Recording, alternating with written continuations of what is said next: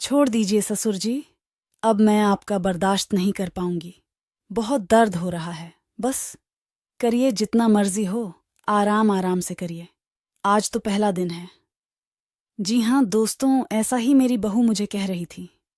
आज मैं आपको पूरी कहानी बताने जा रहा हूँ। मैंने कोई ज़बरदस्ती नहीं की थी और ना ही मैंने खुद से ही ऐसा कुछ किया, हालत ऐसा बना दिया था। मेरी बहू ने मुझे यह सब करना पड़ा। मेरा नाम श्यामलाल है। मेरी पत्नी का देहांत कई साल पहले हो गया था। मेरा एक बेटा है जिसकी शादी मैंने जल्द ही कर दी ताकि घर में एक औरत आ जाए। घर में एक औरत का रहना कितना ज़रूरी है। इस वजह से मैंने अपनी बेटी की शादी नीलम से कर दी। को मैंने पसंद इसलिए किया था क्योंकि वह बहुत ही खूबसूरत और अच्छे खानदान से थी। मुझे ऐसी ही बहू चाहिए थी जो नीलम के रूप में मेरे घर में आ गई। मेरा बेटा पुलिस शादी के 1 महीना पहले छुट्टी लेकर आया हुआ था। शादी में ज्यादा मेहमान नहीं आए थे, जो कि यह शादी कोर्ट मैरिज थी, तो सबको मैंने एक होटल में बुलाया था। कोर्ट के बाद सीधे दूल्हा दुल्हन होटल आ गए थे। वहीं पर शादी होकर फिर मेहमान विदा हो गए। दूसरे दिन हम लोग सब अपने घर आ गए। मैं भी अपने बेटे की शादी के लिए फूल माला वाले को बुलवाया था। उसका पेड़ अच्छे से सजा दे, ऐसे ही हुआ मैंने कोई का। सर नहीं छोड़ी थी। अपने बेटे की खुशियों के लिए घर में मैं अकेला ही था।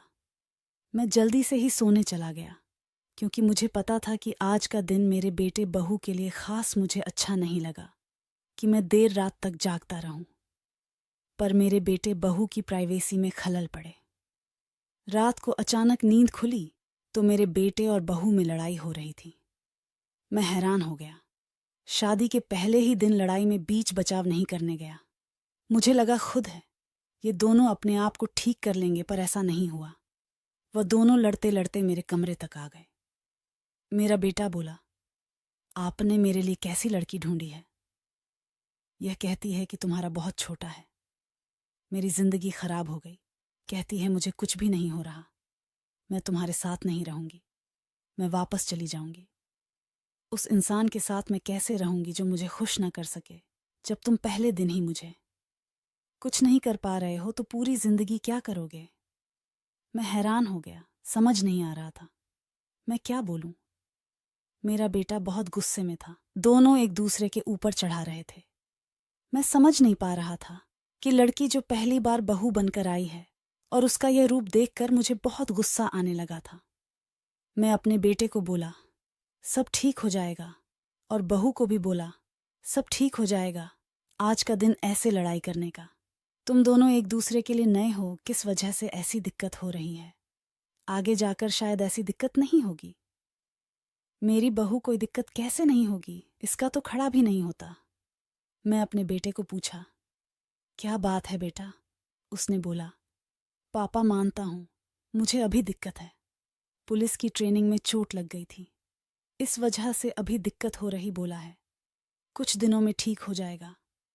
इतना सुनते ही मेरी बहू और भी ज्यादा आग बबूला हो गई और बोली, जब तेरे में दम नहीं था तो मेरे साथ तुमने शादी क्यों किया? इतना सुनते मेरा बेटा तुरंत ही घर छोड़कर चला गया।